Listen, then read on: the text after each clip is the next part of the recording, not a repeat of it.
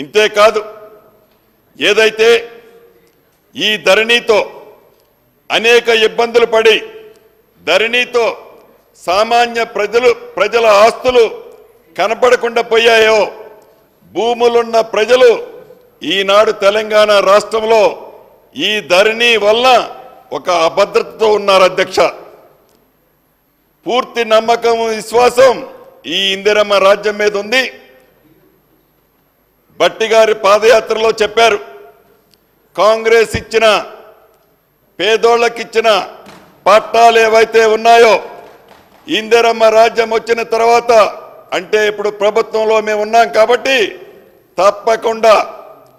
పేదోళ్ళ దగ్గర గత ప్రభుత్వం లాక్కున్న ఆస్తులన్నిటినీ, పేదోళ్లకు సంబంధించిన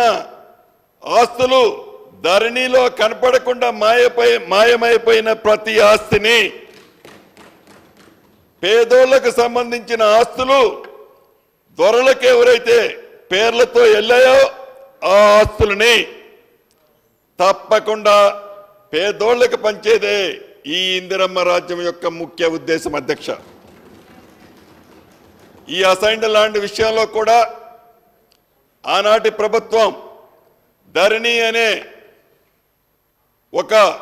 మాయదారి పోర్టల్ తీసుకొచ్చి ఆ పోర్టల్ ద్వారా సామాన్య ప్రజలకు సంబంధించిన వేలాది ఎకరాలని, లక్షలాది ఎకరాలని మాయమైపోయాయో